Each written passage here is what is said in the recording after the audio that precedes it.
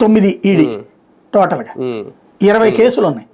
ఈ 20 కేసులలో అన్నిట్లలో జగన్ నిందితుడు, 2, 3 కేసుల్లో భారతి నిందితురాలుగా ఉంది.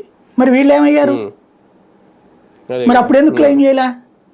అంతా అయిపోయాక ఇప్పుడు ఈ గొడవ కూడా ఎందుకు వచ్చింది?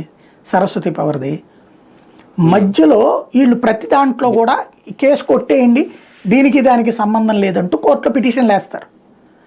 అట్లా వేసినప్పుడు అటాచ్ అయిన సరస్వతి దాన్ని డిటాచ్ చేసింది కోర్టు, ట్రిబ్యునల్ డిటాచ్ చేసింది, విముక్తి చేసింది. వెంటనే ఈ జగన్ ఏం చేశాడు? అది తల్లి పేరుని రాశాడు, నీ దగ్గర అటు పెట్టు అని. ఎందుకంటే చెల్లెలకి ఇవ్వాలన్న ఆస్తి కిందన ఇది లెక్కేసుకో, దగ్గర పెట్టుకో అని చెప్పాడు. లేదా నీకంటూ కొంత చేతిలో ఒక వనరు ఉండాలి, పెట్టుకో అని చెప్పాడు. ఇది ఇచ్చిన కొద్ది రోజులకే మళ్ళీ ఈడీ పైకోర్టులో పైన అప్పీల్ చేసుకుని మళ్ళీ దాన్ని అటాచ్ చేసింది. ఈ లోపుగా ఈమె ఏం చేసేసింది? షర్మిలకి రాసేసింది. ఇదేమవుతుందంటే ఈడీ ఏం చేస్తుంది? రేపు పొద్దున జగన్కి ఇచ్చిన బెయిల్ షరతుల్లో ఆ ఆస్తుల జోలికి పోకూడదు అని ఉంది, అటాచ్ అయింది. మధ్యలో గ్యాప్ వచ్చింది కాబట్టి అది డిటాచ్ అయింది కాబట్టి అతను చేసేసాడు. కానీ పైకోర్టు మళ్ళీ అది చేయమని.